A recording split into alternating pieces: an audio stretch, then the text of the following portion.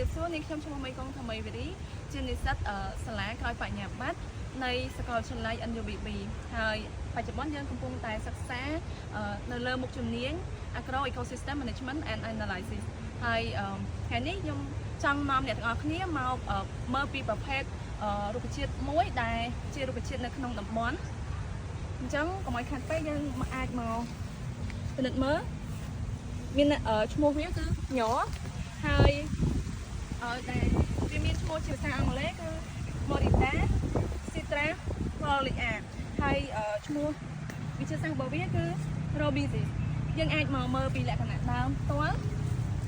អូខេដើមហើយនេះយើងអាចមើលពីលក្ខណៈដើមអញ្ចឹងបើយើងនិយាយពីរុក្ខជាតិគឺមានតួនាទីសំខាន់ណាស់នៅក្នុងបរិស្ថានរបស់យើងគឺរុក្ខជាតិបានផ្ដល់នៅភាពចម្រុះនៅក្នុងបរិស្ថានហើយក៏បាន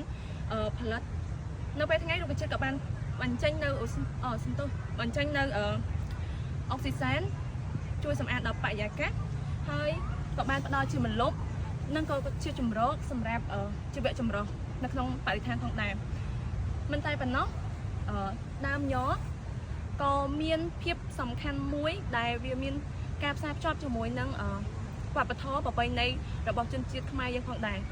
ដោយមានការផ្សារភ្ជាប់ជាមួយនឹងមុខម្ហូបមួយមុខដែលជាម្ហូបដែលបង្ហាញអំពីអត្តសញ្ញាណជាតិរបស់ខ្មែរយើងគឺ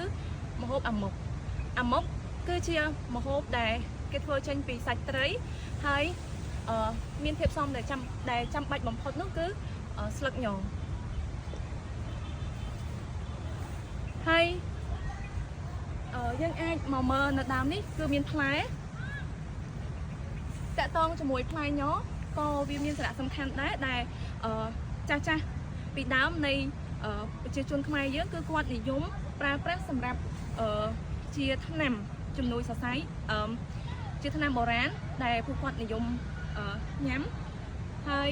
ទីផ្សារញ័របច្ចុប្បន្នក៏មានអ្នកពេញនិយមមួយចំនួនដែលគាត់ត្រូវការផ្លែញ័រដើម្បីយកទៅផលិតធ្វើជាថ្នាំ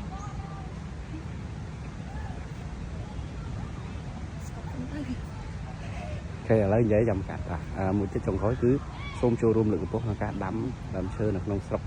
ដើមអូខេបើដល់មកនិយាយចាំកាត់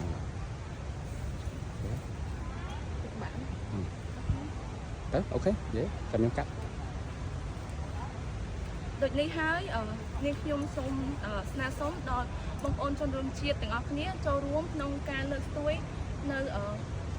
រុក្ខជាតិនៅក្នុងតំបន់អញ្ចឹងជួយលើកដូចជា